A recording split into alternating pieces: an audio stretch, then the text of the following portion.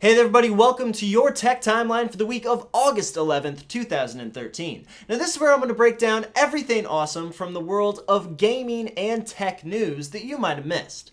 Now of course we're going to start with Sunday's explosion of salty bet coverage. Mostly due in part to the most recent bombcast, there was a flurry of articles being written on saltybet.com on Sunday. Now, SaltyBet, of course, is a risk-free gambling simulator where no actual real-life money exchanges hands, but that covers all major fighting tournaments and allows members to place bets on who they believe is the victorious opponent. Now, in the off-season, though, is where SaltyBet can really shine, because it features a Twitch stream of AI-controlled Mugen fights in Salty's Dreamcast Casino. Now, this Twitch stream was the real focus of all these articles because there aren't really any major fighting tournaments going on right now.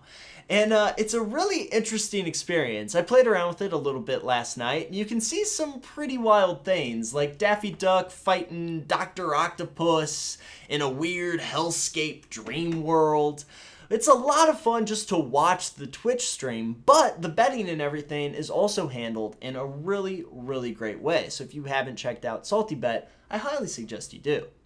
Moving on to Monday, we have more tragic news when we hear that an LG G2 PR event injured 20 individuals in a park north of Seoul, South Korea.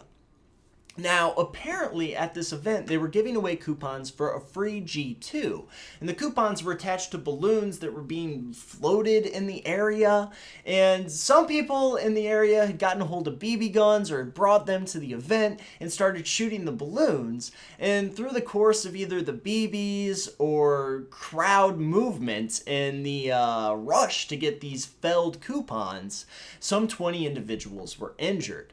It's unclear whether the injuries were related to the BB guns per se or to the stampede, but LG has promised to pay for medical treatment notwithstanding and has canceled all similar events.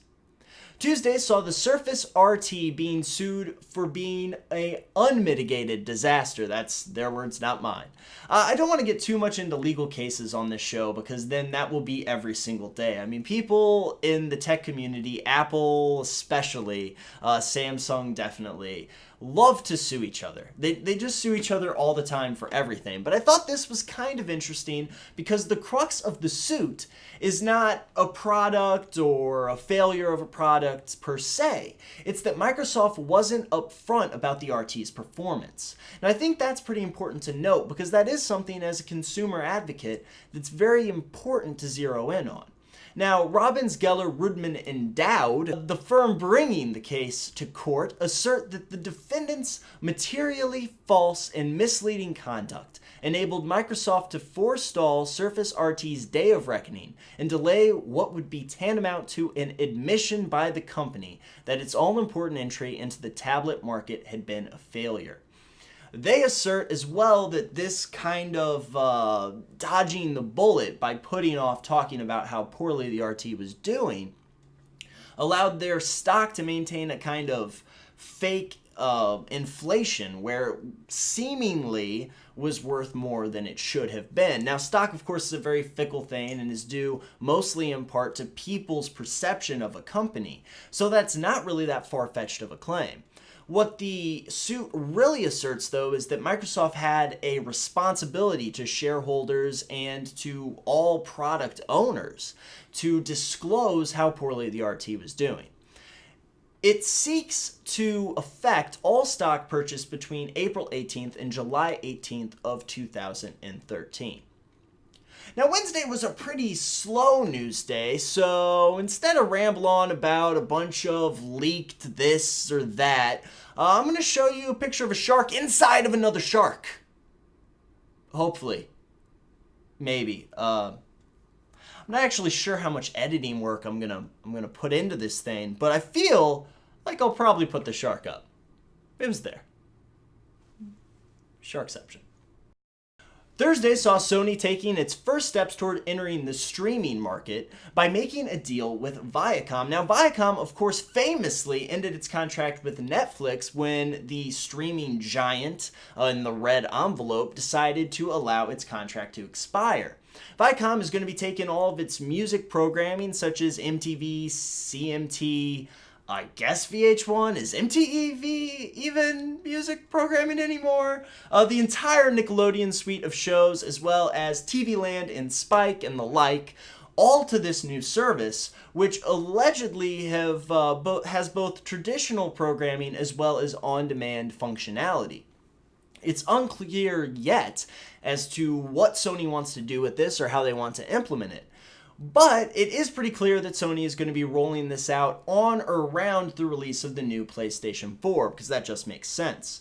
I think that it's probably going to be included in the PlayStation 4 package as one of those additional things that you can get, much like their music service now that they run through the PlayStation 3.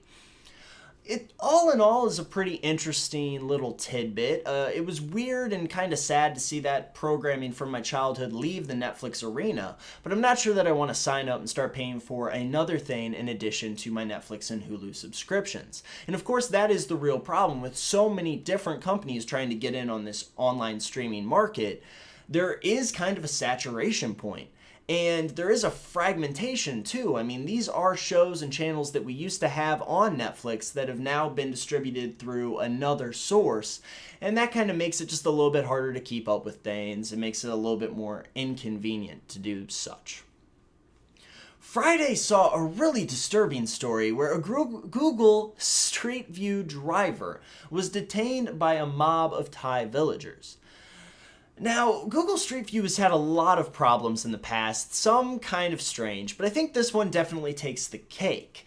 Took place in the village of Sa Yab, hopefully, which has a storied history of protesting dam projects in the area.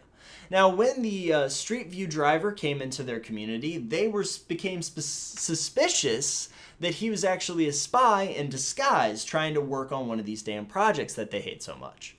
So they forcibly detained him, about 20 individuals, forcibly detained him, and took him to a temple where they made him swear to a statue of Buddha that he was who he said he was.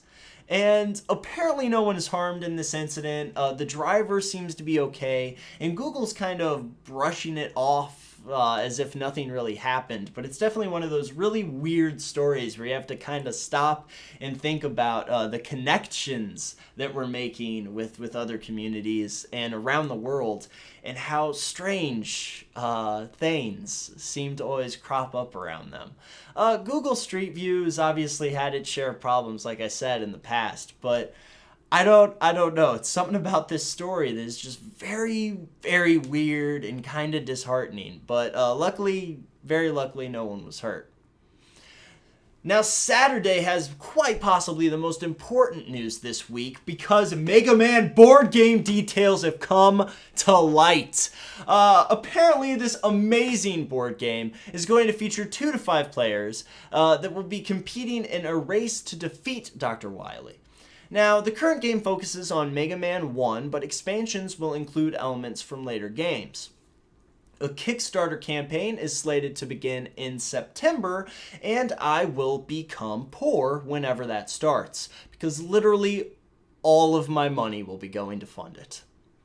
Anyway, you guys, that was Tech Timeline for this week. I hope you enjoyed the show. This is a little bit of a demo reel for it, so hopefully I get some feedback in the comments. Let me know what you would like to see as far as additions or subtractions to the show in the future. Links to the sources of all these stories are down in the description, so hopefully you will check all those out. At the very least, check out the Mega Man board game, because that has to be the greatest news of all time.